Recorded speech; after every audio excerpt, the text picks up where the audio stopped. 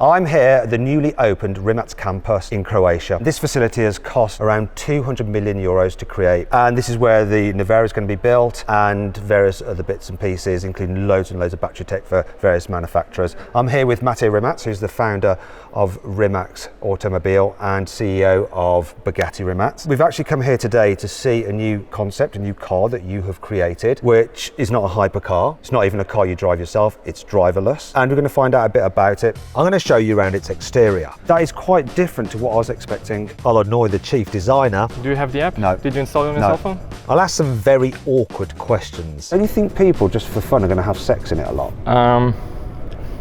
Right, so you're going to come to the UK, what year? 27, maybe 28.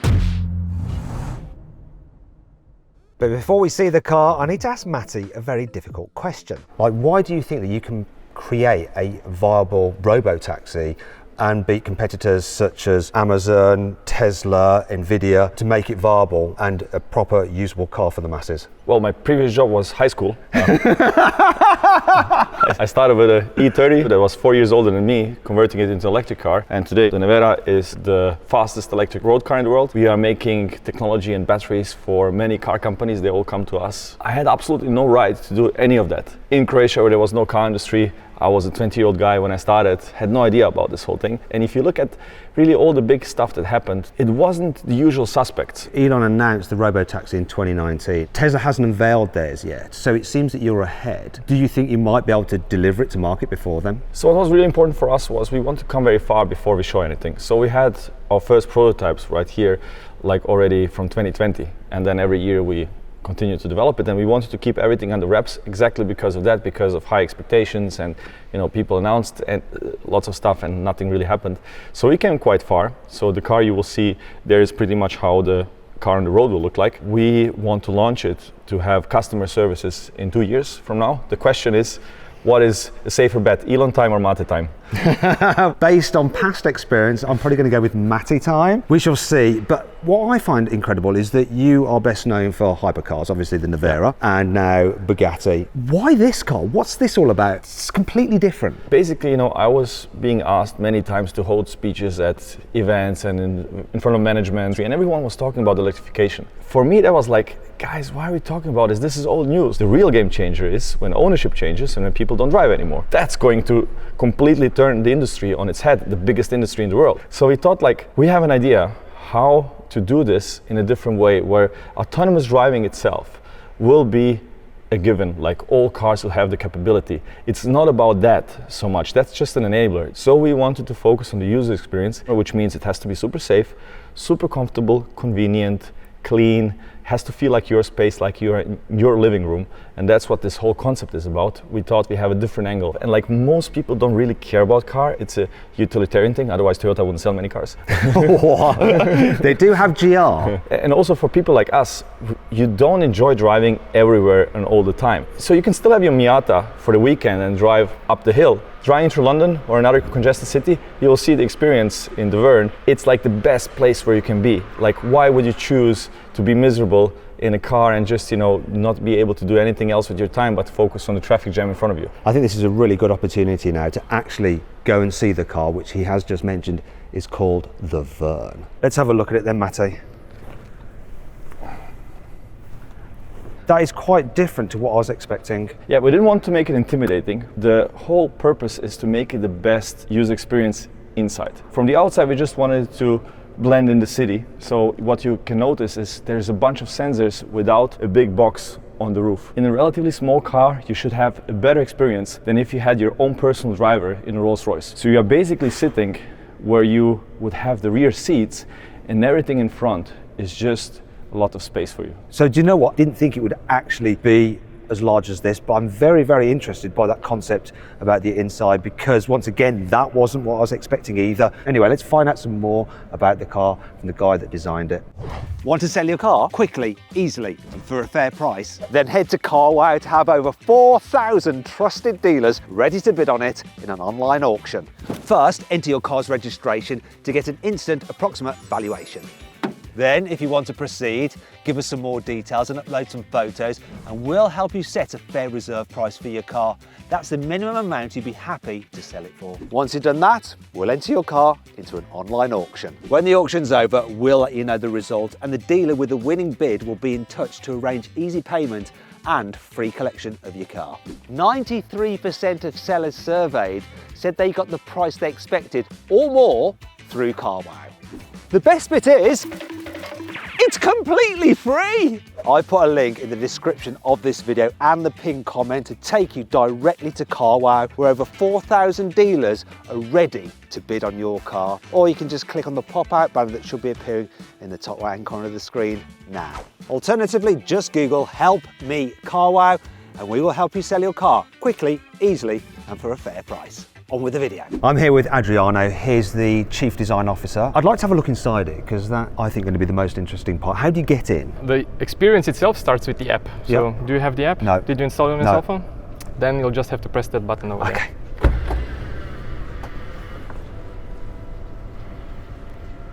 Opens like a charm. And it opens really wide, so shall we climb aboard? Oh, now I came here to this campus today in a Mercedes E-Class. I've got to say there is definitely more room and more comfort already sitting in this than in the back of that E-Class. This is more room than a S-Class, than a Maybach, than a Rolls-Royce. This is the best of the best. Our goal was we have like a room on wheels. This is your living room experience. Yeah. You want lots of leg room and you want a giant screen in front of you. You don't need to drive, so you can enjoy just your ride. I think the only thing maybe is the screen potentially blocks me with forward visibility. One of the things I do when I'm in a taxi, I will take out the passenger headrest. I really annoy the taxi drivers, just so I can see forward, because I like to see my surroundings. You can consume whatever you want on there. You can watch a nice movie, you can listen to music, or you can just observe whatever happens during a ride. I like to go a little bit flatter. If you want to go flat, we need to start the ride. Safety first, we close the doors, we buckle in, and then we go. Okay, let's do that.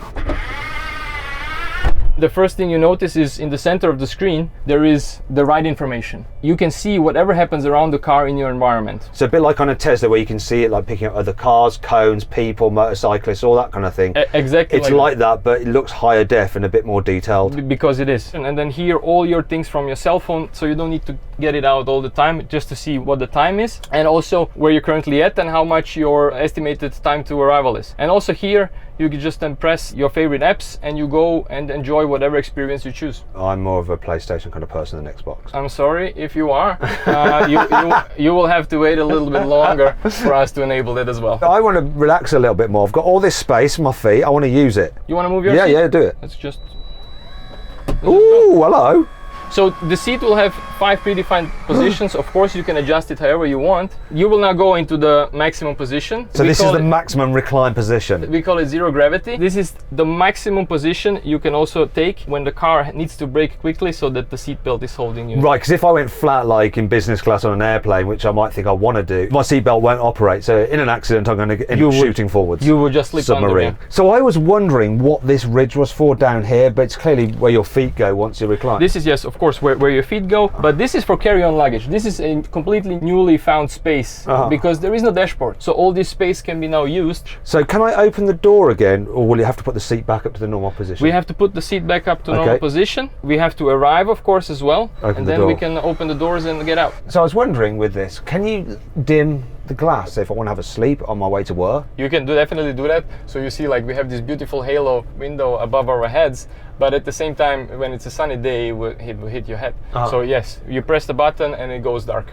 But can we do it on this car? This is first show car, this is plexi, this is not real glass, so the real thing will have it. I understand the luggage area there. What is this beam for? Is that structural? It almost reminds me of the altar when I used to go to church. I feel like I want to kneel there and get a blessing. This is, yes, structural, but also it helps you get out of the seat or move across. You know, the brave ones can put the legs up there and enjoy themselves. We worked quite a lot on this cup holder experience, and this just slides in smoothly, you know, this is memory foam. Yeah, it's got memory foam. That's a new concept. That's a completely new seems concept. like a very good idea that it is more accommodating for lots of different sizes of cup. With certain ones, when they're rubber, you get that kind of like grips and then it lets it go and you spill coffee all over you. What you can see in here is that there is no hidden compartments. When you get in the car and when you get out of the car, that you don't forget stuff. That's a brilliant idea, because there's no door bins, because that's the kind of place where you'd leave stuff, And this doesn't lift up, so it's fixed. So it's all fixed. You have your stuff on you, because I'm someone who travels on planes a lot, and the amount of times I've left things in the pocket on a plane, including a hard drive with some very important secret footage.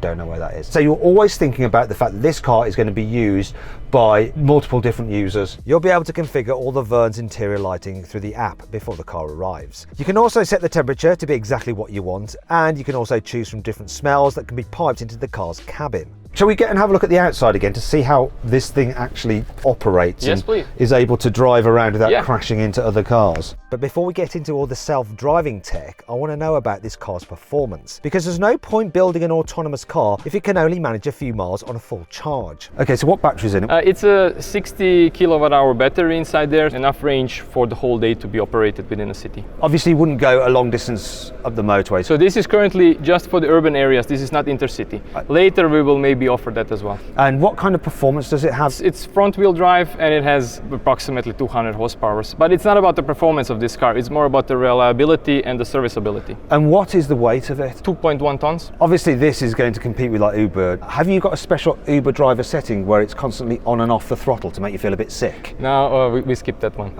Okay, so I'm just being stupid. Let's actually talk about something serious, such as how it works. So obviously this is one of the sensors here. That's a short range LiDAR, and we have 6 of those around the one on each side, 2 on the front. 2 on the front. Oh, and before we go there, I noticed we've got cameras there. With nozzles. So there is a special cleaning solution here that we have. We spritz water and we have air. That's also used again for figuring out the obstacles around the car, is that correct? Yes, of course. That's why it needs to stay clean as well. So in terms of the actual design, what kind of look were you trying to create? It looks like a car, it looks like a hatchback, but obviously like this part of it looks different, and like with the two-tone. It needs to blend into the city. It also needs to stand out in a certain way and be timeless. You will not buy this car will be in your city for a very long time. We imagine this always to be like a spaceship landed on a 70s sports car. Don't you think people just for fun are going to have sex in it a lot? Night out, bundle into here, no driver to keep the eye on them. I think I should try it as well then. It sounds like a jokey question, but it is something that you're going to have to think about. The humans are humans. Yes. They may do things that you might not want them to in a vehicle like this when it hasn't actually got someone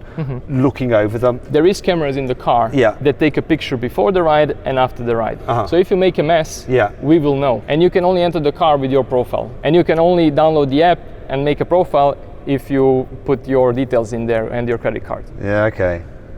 People are so having sex in it. Okay, so even if you could enjoy a bit of dogging, most people won't. Well, hopefully not anyway. But will other people be able to take actual pet dogs for a ride in this new car? So let's have a look at the amount of space you've got in there. It's quite a decent sized boot, that is. So this is over 600 liters of boot space, and you can put in there at least 2 big cases. And pets, some people might want to take their dog with them. Do you put the dog in here or what? Depends on the size. Smaller dogs you can put in the front, bigger items you can put in here. What about then, I've got a 3-year-old, I need to get a baby seat in it. The seats are ready-made for Isofix. You go in the app, you click that you want a pre-installed baby seat, and it comes with a baby seat. Why don't you create an extra seat or 2 so that family can use it? It's for 2 people because 9 out of 10 rides is maximum 2 people. And if you're a bigger family or more people, you just order 2. This is exactly what people do with Ubers and minicabs. You don't walk home from the pub with your mates just because you don't all fit in one car. You just order another one. And this new car should be a lot more comfortable than your average taxi too. I'll let Adriano explain why. We have triple isolation. So first is the rubber, and then of course is the suspension, which is not air suspension, it's just a regular suspension because this car will drive a lot of miles and complex systems break easily. And then we have a leather frame, the cabin on top. So it has bushings that take out the last vibrations out of the system. I mean, what kind of miles do you think these things are going to be doing over a year? 100,000 kilometers per year, yeah. Really? And obviously that's in town as well, so it's short journeys over rutted roads. It needs to be super reliable because you take them off the road, then they're losing money. Yes. But making sure this car is reliable should be a walk in the park compared with getting all the autonomous driving technology to work correctly. Even Tesla is struggling to get it right, and that's one of the biggest car makers on the planet. So how is Verne going to do things differently? Well, here's their CEO, Marco, to explain how. I've seen the car. I've seen how it could be used from a user experience, but one thing that's missing is like the whole autonomous driving thing. That is complex, to make a car drive itself through a congested city without crashing into people. How are you achieving that? So we partnered up with a company we think is the best in the field, Mobileye, and they have a very interesting system which is fully redundant. So they have a set of cameras that can drive on their own, and they have a set of lidars and radars that can also drive on their own. They do it basically on top of each other, so it's much safer. It means that you have to do much less testing because they can actually see the speed, for instance, at which the average driver is driving versus the legal speed. So you're gonna drive the legal limit, but you can also drive the speed that the average driver is driving. Tesla doesn't use LiDAR in its cars. It relies on cameras for its full self-driving technology instead. To be fair, the jury's still out on whether this is the best solution. But there's another big reason why the owners of Verne decided to use this mobile eye technology. It's already being used in tens of millions of cars, from BMWs to Nissans. Well, a less advanced version of it is at least. And the data from these systems has helped them build extremely detailed maps of streets all over the world. So lots of the hard work has already been done. On top of that, we're also building the car to be safe because you will be operating in a mixed environment. So there will be humans around you that will make mistakes. So even if the car is driving perfectly, somebody will crash into you. And what we see is that most severe impact is actually from the rear. This is the one that you cannot avoid. So we're actually developing the car to be super safe also from that perspective, using all of the data that we currently have to make like a cocoon around you. So how many cars does Verne need to build if it wants to compete with services like Uber? It might not be as many as you think. Verne isn't trying to completely replace public transport. Instead, it'll work alongside buses, trains and trams in future cities. And by predicting patterns in customer behaviour, the cars will spend less time waiting and more time driving, which means you need fewer cars. They can also predict where they'll be needed, so they can be ready to pick you up outside a nightclub at closing time. And they can spread themselves evenly around a city, so there'll always be a car close by. Just like with Uber, you'll order a car using an app on your phone. You put in the address you want to drive to, and it will show you the quickest route and the closest Verne to your location. You can change your collection point and leave feedback after your ride. Once Verne is up and running in Zagreb, Marco reckons you'll only need to wait between 5 to 7 minutes for a lift, which is about the same time as you have to wait for an Uber. Let's take Zagreb as an example because we have loads of data on simulations. You can have 500 cars in Zagreb, which is a 1 million city. Yep. And you can take 30% of all of the taxi market with 500 cars only because you can do it much more efficiently. So these cars are running basically 23.5 hours in a day, so there's half an hour that it's being cleaned and charged and maintained, but the rest of the time it's running. We're actually trying to make the cost per kilometer as low as possible so we can have a super competitive service with the best user experience. So essentially, you say you're going to get close to a normal taxi on price. That's the objective. We should actually go lower than the normal taxi. With better luxury and absolutely, that's the not goal. having That's the goal. A taxi driver listen to your conversations. I think privacy is going to be one of the key features of a robotaxi. Part of the job of the driver is making sure that you're safely buckled in, that you don't leave your stuff, that you keep the car clean and so on. And this is what we're replacing with automation. We actually have a smell detection in the car. So if the car is not smelling well, it's not going to come and pick you up. It's going for cleaning. So it won't even give me a ride then. No. If somebody ate like what we say here in Croatia, cevapi with onions, like which is it's not a good smell. Yeah. The car is going for cleaning after that. And how does that work? So this is an illustration. This is the third part of the whole ecosystem. You think of it as a mini factory. So the car comes in here at least once a day. It gets inspected. It goes for maintenance if it's necessary. It goes for cleaning and it goes for charging. All of that within half an hour. So the rest of the time, the car can be picking up people and driving them around. It can be used.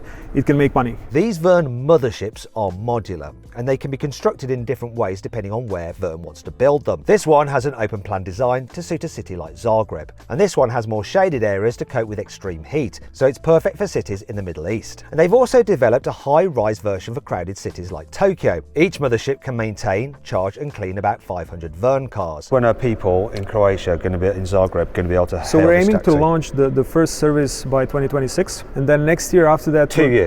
Less than 2 years. Yeah, in 2 years. We want to go to UK next, so we would aim to go into UK 27, maybe 28, depends on the other cities that we roll out. So what kind of city would you be looking at? London? Isn't that a bit mental trying to do it in London? We'd probably do a smaller city first, something like Coventry or Birmingham or Manchester. These are the cities that we're currently talking to. We have 11 cities that have signed on from the UK, from Germany, and also from the Middle East. So these cities actually said, like, we want your service here, we want to work with you, and we're working with them as partners. Well, it's a very ambitious project. project, and I'm going to put the question to you that I put to Matty. How do you think you're going to be able to compete against the likes of Tesla with their robotaxi, which we think is going to be based on their smaller car, their Model 2? One thing is like really the focus on customer experience across all of the touch points. This is something that we're really nailing down. And the second thing is like, when you think about cost, the car cost is actually less than 1/3 of the overall cost per kilometer. These things like cleaning, charging, maintenance, insurance, this is what takes the majority of the cost. So if you can do that efficiently, you can still have a competitive service, even if we don't have the volumes that Tesla will have at the start. Obviously you work with OEMs, it's going to affect their businesses. Yeah, some of the OEMs actually want to join in. So we have Kia as a shareholder, for instance, and some will have probably some options on this in the future. It's to be seen, yeah.